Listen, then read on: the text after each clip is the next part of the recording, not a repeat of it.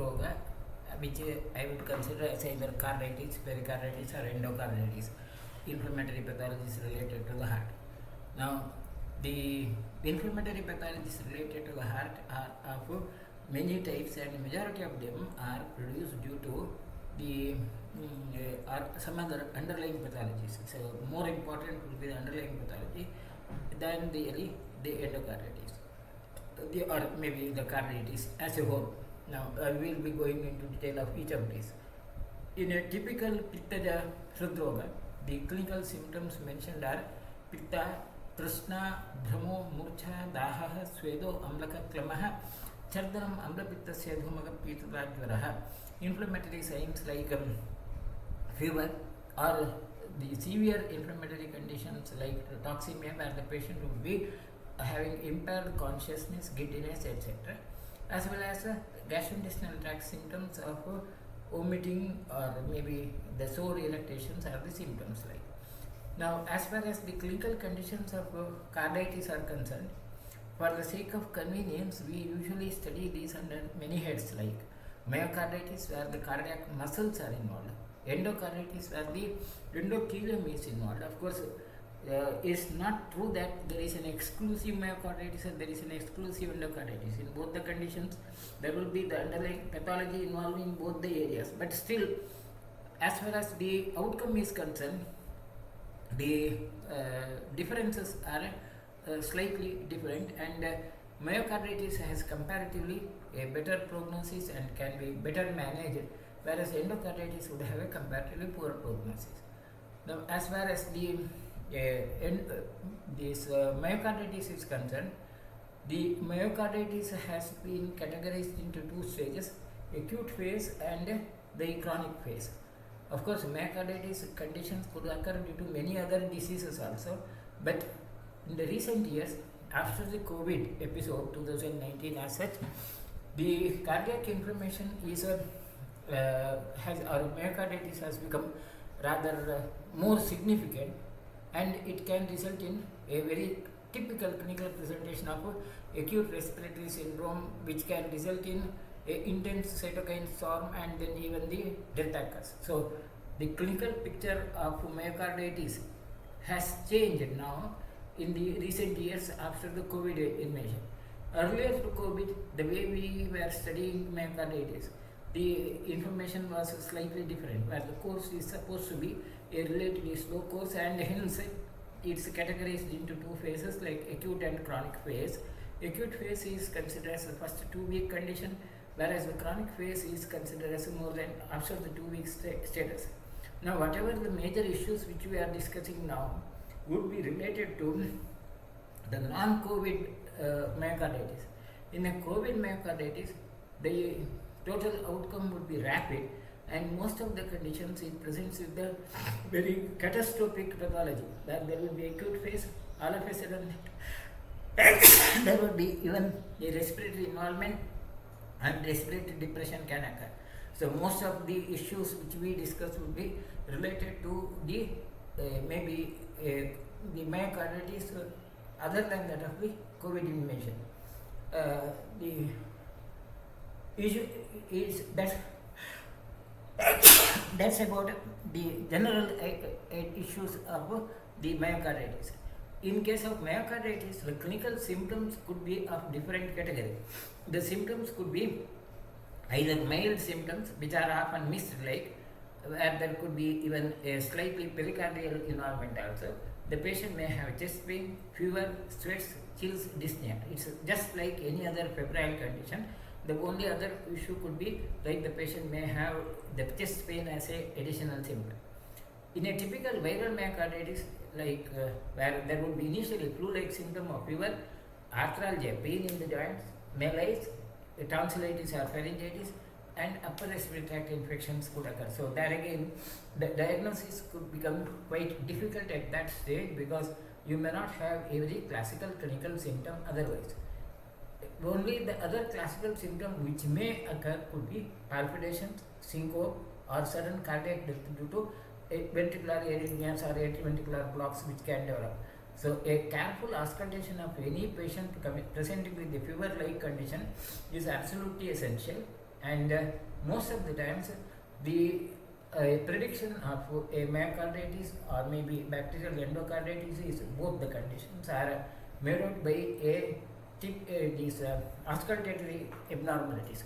Auscultatory abnormalities where either there could be abnormality of the rhythm or abnormality of the time gap between the atrial and systole suggestive of atrioventricular block. The first sound and second sound gap is one of the important issue.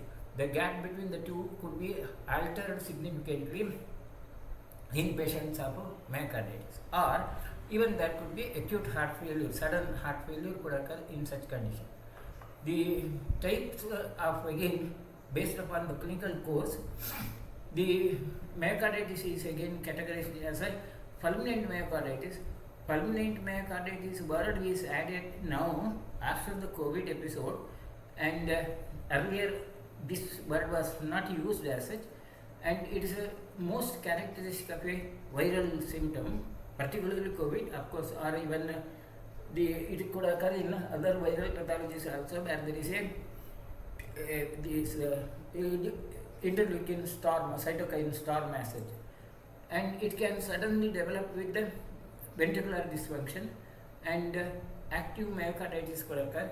Either it may spontaneously resolve in some conditions, or it can result in fatal complications. Fulminant myocarditis often, most of the times, it results in sudden death conditions before the diagnosis occurs. Then the other categorization would be acute myocarditis, where there will be a typical or clinical presentation would be atypical, like fever or malaise and so on, but there could be established ventricular dysfunction. Patient may have a breathlessness, or even patient present with the signs of lung congestion, or even there could be pedal edema. So ventricular dysfunction signs could occur. The initial most clinical symptom would be exercise intolerance. Patient is not able to do the routine exercise, and there could be even cardiomyopathy. The muscles would be enlarged, heart muscles can be enlarged as such. Then comes the chronic active myocarditis. This is another of the classification where the clinical symptoms would be having less distinct onset. Courses would be quite atypical.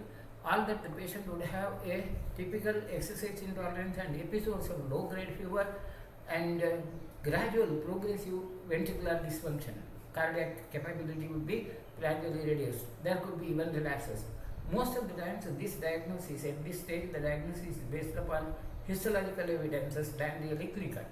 Then chronic persistent myocarditis is again still difficult to make out, where there could be the progressive ventricular dysfunction, slow onset, chest pain on exertion could be the clinical symptom. Then again, the diagnosis is based upon histological conditions only. The other typical clinical evidences of a myocarditis are the ECG changes. The ECG changes produced due to myocarditis could be of different categories. The most common would be a sinus tachycardia with the mild ST segment changes, atypical. It's not a ST segment depression, but the ST segment could be just somewhat curved or either elevated or depressed, but unlike that of the classical depression or elevation produced due to myocardial infarction, the changes in the dimensions would be less than 2 millimeters. It may be presented as a sloping evidence, sloping ST changes, which could be one of the ECG signs of myocarditis as such.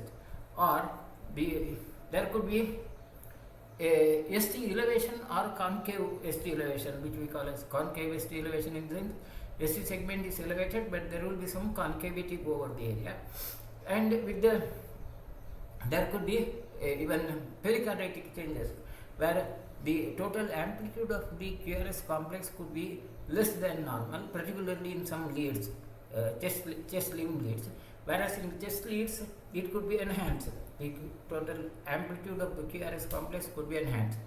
Even there could be a change towards the right side, this right axis deviation. A typical changes of this sort, where the ST segment is elevated and the ST segment is curved. That kind of a feature also could be a ECG sign of the myocarditis. And in the myocarditis again, acute myocarditis, the changes may occur as the condition progresses. If the condition is somewhat improving, then the outcome would be some different pattern, that there will be sign of healing. These are typical examples of a myocarditis, particularly immune myocarditis, where the duration 20, 24, 28 and 30 days of the onset of the symptoms are recorded. Is from a different source that I have put in, so that you will be able to make out the possible changes which can occur. The first ECG is about the baseline, the normal pattern at the resting before the onset has occurred, and in the second, by day 20, primarily there could be sinus tachycardia and a atrioventricular block could occur, and that's usually after the third week or maybe in the third week or so that the atrioventricular block occurs. Even there could be premature beats as such. Later in the by around end of the third week or by fourth week, usually there could be a very rapid rhythm, and ST segment elevation would be very characteristic. The ST segment elevation, the typical curved ST segment elevation could occur. As it progresses, then there could be the ST segment elevation could be more classical, where it will be significantly elevated, and there could be a progression of that typical curved ST segment in a myocardial pathology or myocarditis conditions. So ECG changes are very characteristic, and as far as management is concerned, in a chronic endocarditis, the treatment would be, it will be as we treat a congestive heart failure. So that's what we have discussed earlier.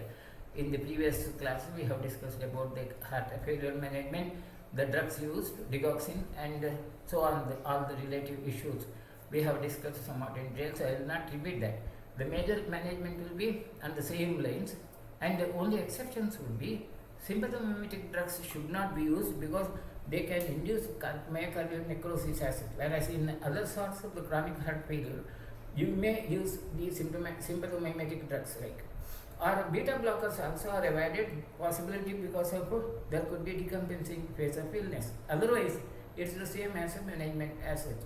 Along with that, if a patient comes in an acute condition, the management also involves supportive care with myocarditis, involves hemodynamic and cardiac monitoring, continuous monitoring of the blood pressure, cardiac functions, if necessary supplement of oxygen, and fluid and electrolyte management is one. As far as our management is concerned, I have treated a few of such patients along with the other drugs. Like, it's not that Ayurvedic drugs are prescribed alone, standby or standalone. The Kaishara along with the other drugs has produced some significant change in outcome. Then comes the other type of the carditis, rheumatic carditis or rheumatic disease as such, heart disease. Now, I would be considering this as the Pittaja hridroga. Pittaja hridroga, the typical description present in our text would be कृमिभिः श्रावनेत्रता तमप्रवेशः हृदासः शोषः कण्डुः कफश्रुतिः हृदयं प्रतलं तत्र क्रकतेनैव दार्यते. The heart structure would be torn like, or would be having a abnormality of the shape as if it is split by a rough instrument. Krakata is a rough instrument, and as if the structures are torn off like. Such a condition is a rapidly progressive condition, and that's the Pittaja hridroga. Now, as far as the rheumatism is concerned, the word rheumatism has a different meaning. The word rheumatism is a broad word which is related to all muscular pathologies. Patients having a pain in the muscles, that's considered as rheumatism as such. But when it comes to a question of other nomenclature, rheumatic fever is one of the conditions. Rheumatic fever and rheumatic heart disease, these are two different entities. Rheumatic fever is an acute condition where the patient presents with a fever and then the set of symptoms which we will be dealing with. Rheumatic heart disease is a consequence of the changes in the heart walls which occur in the later period as such. Now, as far as the Pittaja hridroga description is concerned, that phase of rheumatic fever is not mentioned there. It's only the possible consequences which occur due to rheumatic heart disease which are mentioned, like the structural changes, cyanosis, etc. Anyway, that's one part of it. As far as rheumatic fever is concerned, rheumatic fever is defined as an autoimmune inflammatory process that develops as a sequel of streptococcal infection. Now, even that streptococcal infection now it is specified as it's a group A streptococcal pathology, a type of group A streptococcal hemolytic organism, which is supposed to be responsible for the rheumatic fever. But at the same time, it's not only a streptococcal infection, there is also a possibility of genetic tendency which makes the person susceptible for rheumatic fever. The mechanism of autoimmunity is also named as molecular mimicry. That's the molecules of the antigen of streptococci would be having a similar structure to that of the body protein, and hence when there is a immunological reaction, the humoral and cellular defenses, they may damage the heart muscles as such. And the consequence of that heart muscle, rheumatic heart disease would be, of course, the rheumatic fever can present with other issues also. My purpose is to show you about what is mentioned in Krakachenia variety. A rheumatic heart disease, the cardiac tendinae and the walls of the heart, they become fibrous and see normal cardiac tendinae, muscular, and there will be elastic structure. Whereas in a rheumatic heart disease, it becomes inelastic, fibrous as such, and as a result of that, the ventricular opening, the atrioventricular opening, either at the right side, tricuspid or bicuspid, anywhere, or maybe the aortic valve, any of the valves, would have a situation where they can neither close fully or neither open fully, resulting in stenosis and regurgitation. Stenosis or regurgitation, depending upon the stages, either it could be moderate, minimal, or very severe. So shape of that walls would be altered and their competence will be affected. That's the rheumatic heart disease, the later issue. So rheumatic fever and rheumatic heart disease are two different issues. When a rheumatic fever occurs, the initial stages, usually it starts with the typical presentation with fever. Usually it starts with the first 1 month. The carditis changes would also occur usually in the first initial stages, and then it progresses into a cardiac disease as valvular disease. The other clinical signs like erythema marginatum or chorea or submucous nodules may occur in the later phases of the rheumatic fever. The cardiac involvement is the most serious complication of rheumatic fever and causes significant mortality. And as stated above, about 60% of the approximately 4,70,000 patients diagnosed with the acute rheumatic fever annually develop carditis, joining the approximately 33 million worldwide with the rheumatic heart disease. This is from a source where you will have the data from the all over the world. So rheumatic heart disease and acute rheumatic fever are one of the major issues of concern in the health area. This is about the global data. Incidence is quite high, and rheumatic fever usually occurs in the younger age. Usually occurs in the age. Majority of the patients are seen in the age between 5 to 14, whereas the rheumatic heart disease, it may be identified much later, or maybe it may present with the clinical signs much later in the life, though the fever subsides. So that's about one of the issues. As far as the incidence in India is concerned, of the global incidence, there is a significant reduction of the incidence of rheumatic fever globally.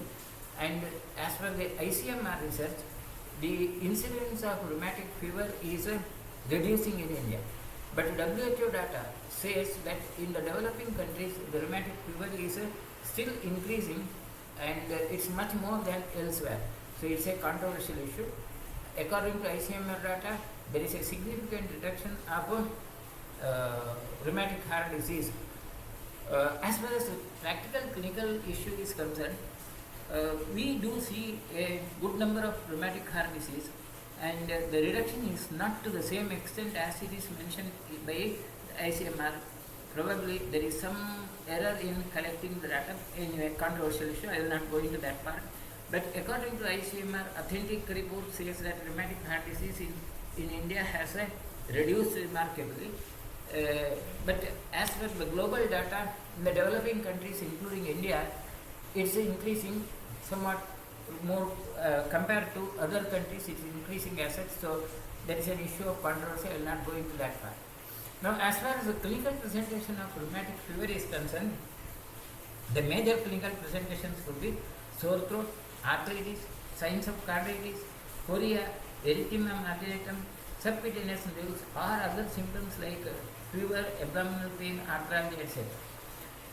Sore throat is seen in 35 to 60% of the patients. So it's usually group A streptococcal pharyngitis is considered to be the precursor of rheumatic fever, and at one stage tonsils and were considered to be the major area where the organisms would be stagnated, and at one stage earlier tonsillectomy was considered as a prophylactic management for the rheumatic fever, but the data now show that tonsillectomy doesn't really change the outcome of the rheumatic fever, or possibility of involvement of the heart is not really affected or not reduced effectively by tonsillectomy. Anyway, that's another of the area of confusion.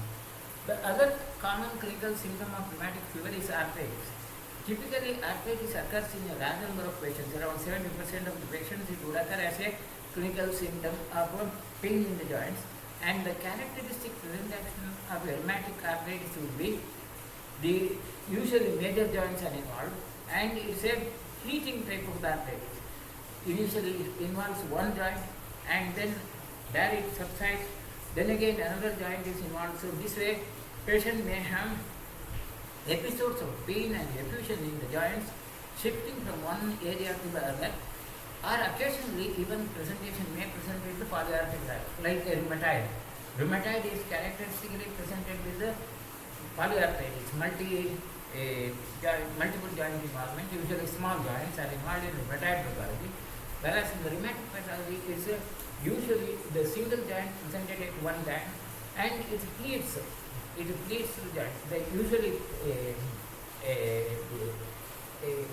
usual statement which is present in the textbook is the rheumatic fever licks the joints and bites the heart. That means the changes in the heart are permanent, whereas the changes in the joint are not permanent. Usually the patient recovers completely in majority of the patients. Occasionally the changes may be the other way. There could be even a chronic progressive pathology, as in case of rheumatoid pathology.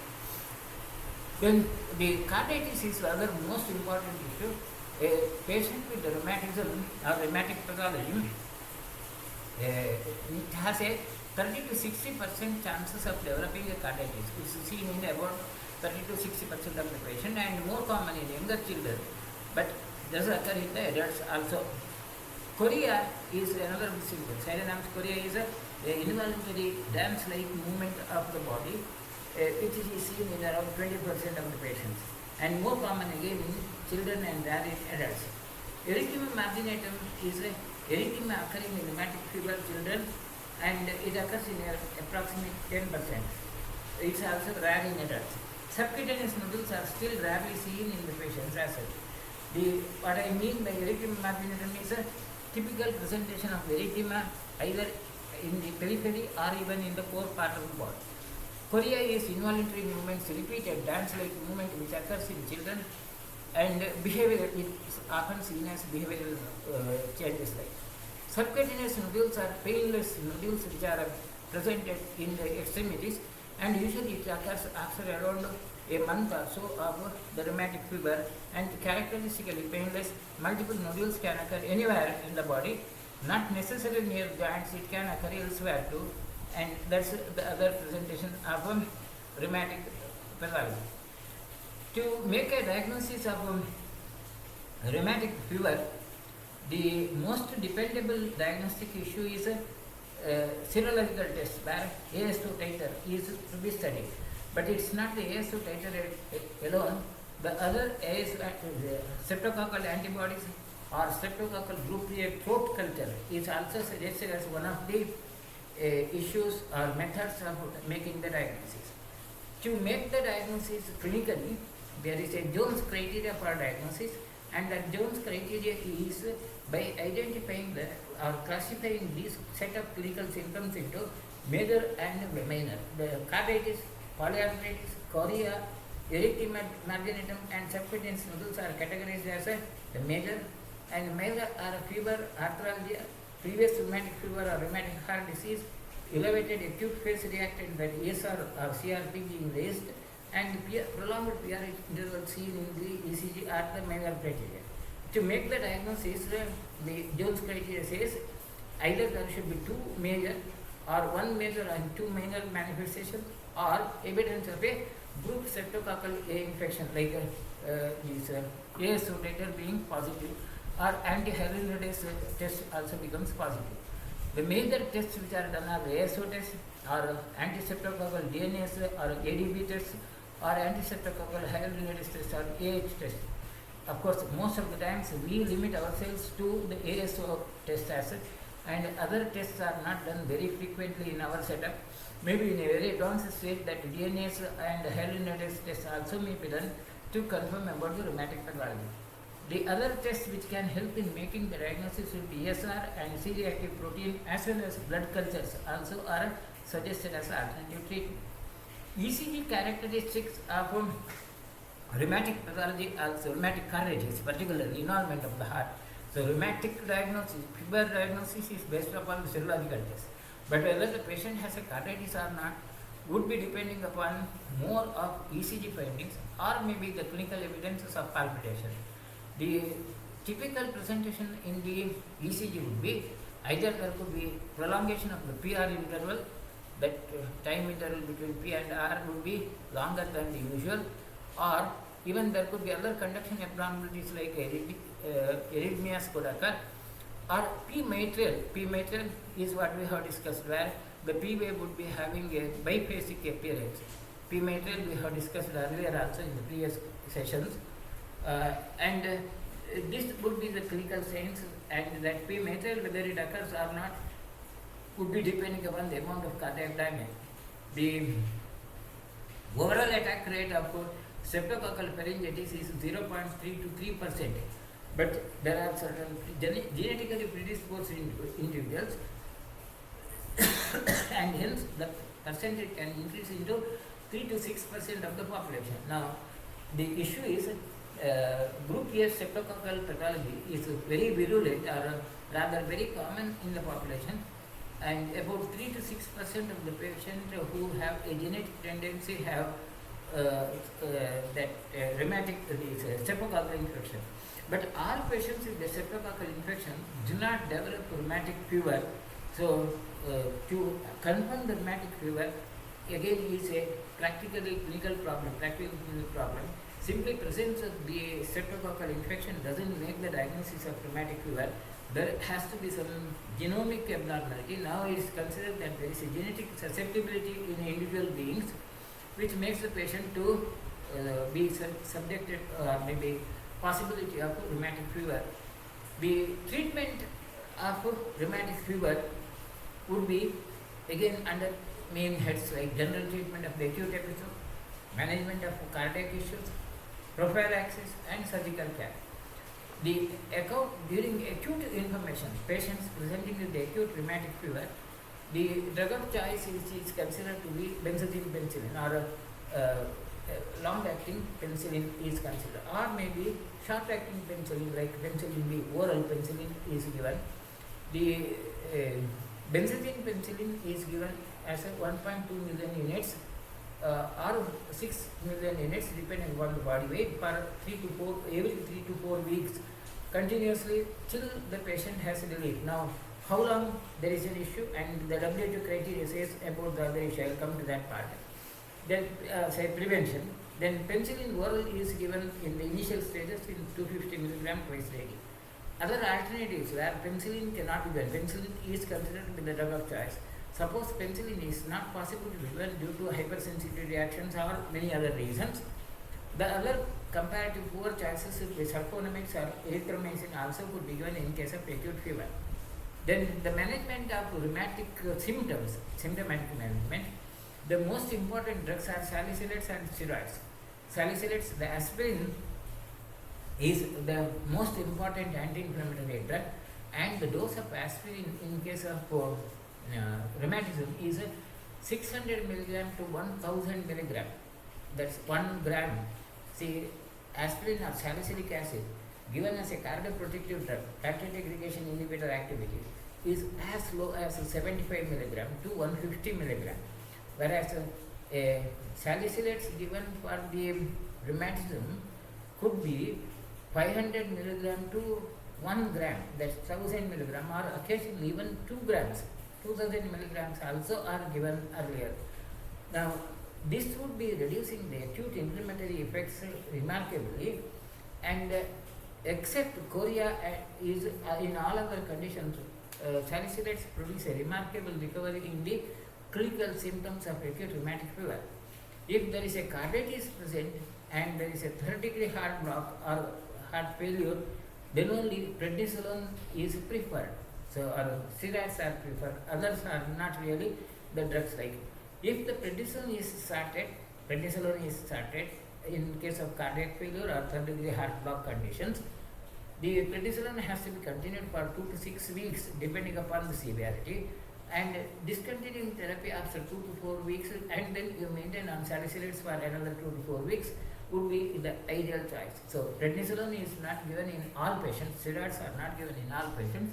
It's given only in the patients who have a severe cardiomegaly or heart block conditions. The other management of the heart condition is a digoxin to be started if there is a significant abnormality of heart functions. But digoxin should be started after checking electrolytes, and if there is a abnormality of the hypokalemia, that has to be corrected. It's very important. Chances of potassium being lower in case of rheumatic fever is quite common, and hence before you start digoxin, you have to be sure that the patient has a normal potassium level. And in case of rheumatic fever, digoxin should be given in a loading dose. Now, digoxin therapy in other congestive heart failure we have discussed earlier in the previous session, where the loading dose concept is not present there. But in case of rheumatic fever, the loading dose should be 20 to 30 micrograms per kilogram orally, and 50% of the dose initially administered followed by 20% of the dose 8 hours and 16 hours after the initial dose. Then the maintenance dose is usually lower, of 8 to 10 micrograms per kilogram per day, and maybe in the 2 divided doses till the patient has become stabilized. Later on, as per the necessity, the low levels of 1.5 to 2 nanograms per can be 1.25 to 1.5 micrograms can be given per day. Then, as far as the penicillin is concerned, the penicillin, long-acting penicillin is considered to be prophylactic also. It prevents the recurrence, and the standard regime by FDA for US patients is 0.6 to 1.2 million units of penicillin intramuscularly every 4 weeks is the recommended regime, and in patients who are in conditions where there is endemic pathology, the duration could be, that gap could be 3 weeks also. The prophylaxis penicillin is supposed to be very effective, preventing the possibility of involvement of cardiac pathology is reduced, but still now it's known, it has come to the fore that the incidence of cardiac pathology is almost equal in the patients who have taken penicillin prophylaxis and otherwise. So that's the issue. As far as the WHO guidelines now, rheumatic fever with carditis and no residual heart disease should be treated for 10 years, and penicillin should be used, or maybe until the age of 25 years. Patient with rheumatic fever without carditis requires antibiotic treatment for 5 years or until the patient is aged between 18 to 25 years. That's the WHO guideline. But as far as the wall damage is concerned, patient with rheumatic heart disease and wall damage require a single dose of antibiotics 1 hour before any surgical condition or dental procedure to prevent bacterial endocarditis. Otherwise, there is a risk of bacterial endocarditis. Patients who have a history of rheumatic heart disease are a surgical risk because it can result in acute or subacute bacterial endocarditis. From aerobic management, what I prefer is for prevention as well as prophylaxis, I would be using Goksharamurtinjamrarista or even Agnichikisa and Ksharabasti also can be used in acute febrile condition.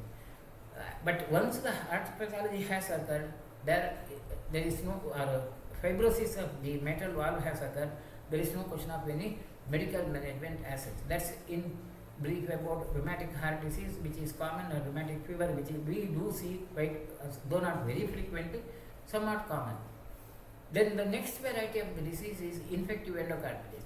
Incidence of infective endocarditis in routine clinical practice, in our routine clinical practice, is not very high. It's comparatively lower. We do not see such patients quite frequently, but it's important from the clinical point of view, particularly when we treat the patients of strokes, onset of stroke, because endocarditis is often a cause for the stroke as such, or one of the triggering factors for the stroke. The definition of endocarditis is a bacterial, viral or fungal infection of the endocardial surface of the heart, and usually involving the cardiac valves or mural endocardium or a septal defect as such.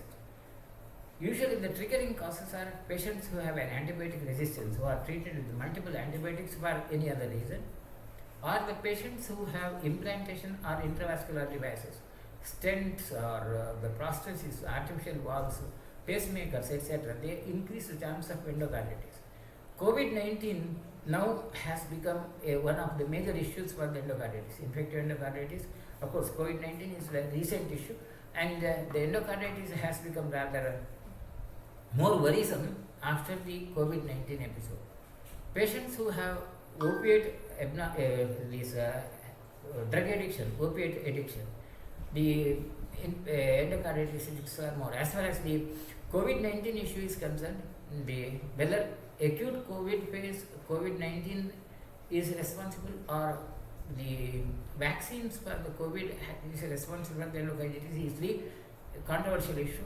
There are some people or maybe some data which are presented as if the vaccines are more responsible for the endocarditis, but there is a strong view among the experts and policymakers that that's not true. Anyway, that's another controversial issue. The real truth may come after a few years.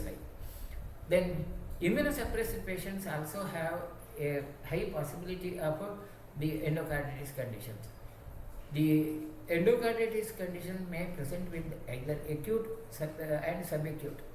Acute endocarditis patients would not survive beyond 6 to 8 weeks. With acute infection, if not treated, the survival period is 6 to 8 weeks. Even after the treatment, the survival period is much lesser. Whereas subacute bacterial endocarditis may live up to a year, it may become chronic. Otherwise, they have a similar issue. As far as the clinical presentation of subacute bacterial endocarditis, which we do see, acute bacterial endocarditis rarely we do see in our conditions, but subacute bacterial endocarditis, we may see many of the patients, particularly patients who have developed stroke recently. That's one of the issues which you have to be careful.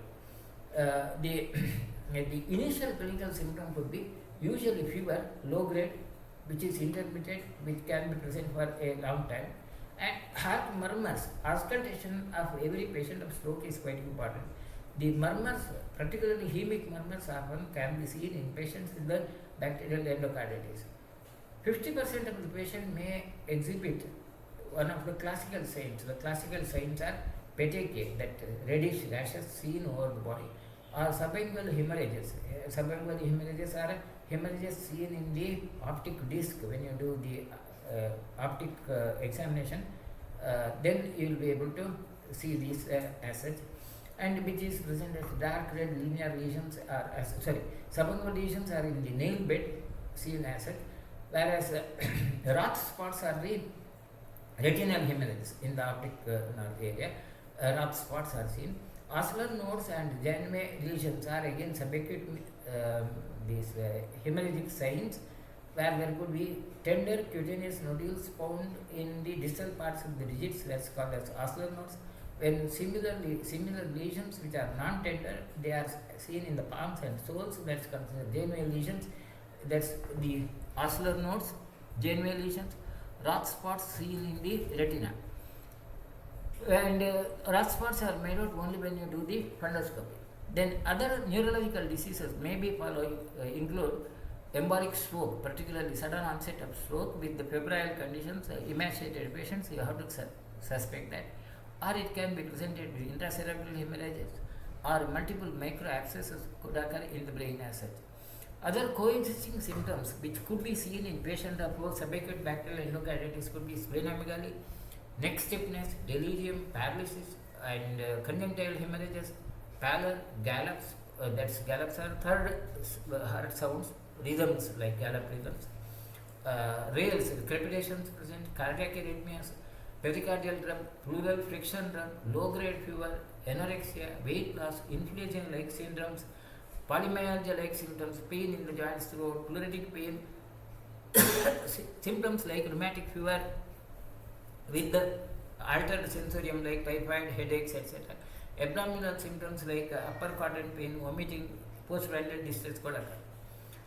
Acute bacterial endocarditis presents with the sepsis, acute sepsis, congestive heart failure, or renal failure, or stroke, or emboli. It presents in the acute presentation, and the outcome would be usually poor. The criteria for diagnosis would be, now basically bacterial endocarditis, the most important diagnosis criteria would be blood culture. So blood culture is supposed to be the most important diagnostic criteria, which we usually do not do regularly because it becomes meaningless, because blood culture results will come only after 4 or 5 days, and usually by that time the patient would have more serious outcome. So either we blindly start with an antibiotic or we manage it as such. But standard criteria would be due diagnostic criteria, and as per that criteria, at least 3 blood cultures have to be done, and if the 2 of them would be positive with organisms typical in that's typically seen in bacterial endocarditis are mainly strepto and staphylococcal organisms, and blood culture persistently positive for these organisms for more than 12 hours, or when 3 blood cultures drawn at 1 hour's gap would be showing the positivity. That's the major criteria.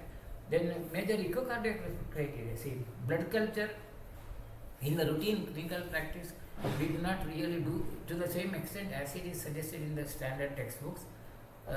Only in ICU units these are done. So in our routine clinical practice, blood culture is not the issue. But most of the times our diagnosis will be based upon the ECG or echocardiogram. ECG would be one of the criteria, or echocardiography would be more suggestive of a oscillating intracardiac mass or ball that the organism spots may be seen as such with the jet-like appearance, are present of eddy and material over heart walls also could be seen, or there could be myocardial abscesses which could be made out in the echocardiography changes, like if the prosthetic valves are kept in, the prosthetic valves may be having dehiscence, they may be displaced as such. So that's how it could be made out. Echocardiography is other criteria.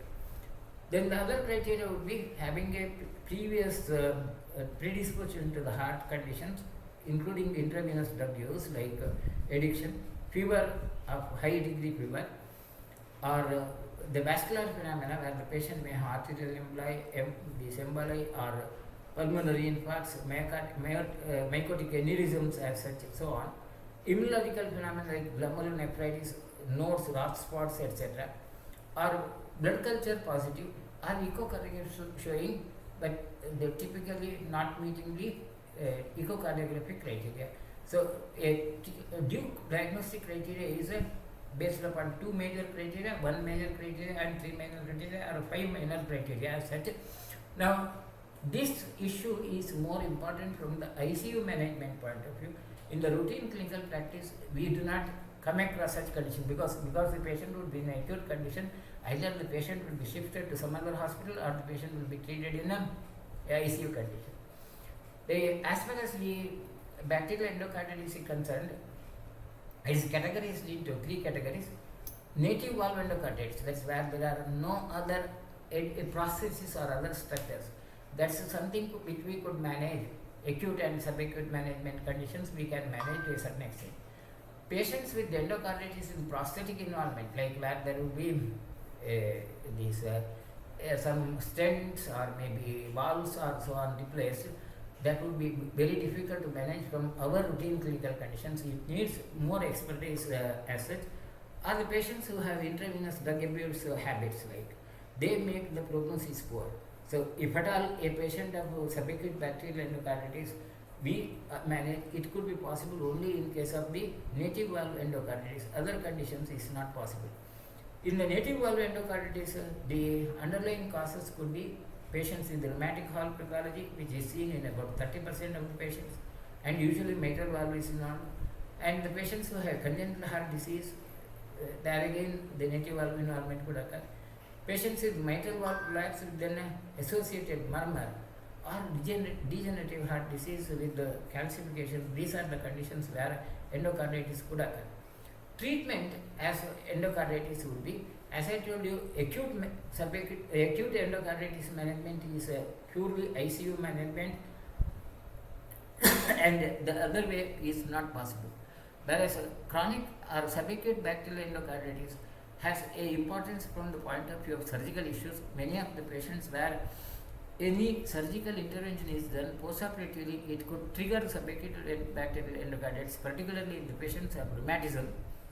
And such a condition, the management would be treatment of congestive heart failure, as in case of the digoxin or supplements, diuretics, etc., as we have discussed earlier, or oxygenation supplement, if necessary, hemodialysis for the renal pathology, anticoagulant drug or antibiotic therapy. Antibiotic therapy again, penicillin or ceftriaxone is considered to be the drugs of choice. So that's about the cardiac pathology. With this, we conclude the Brasavaha Srotas as such. Right. If there are any questions, I will try to answer. Right. There are no questions. Thank you, sir.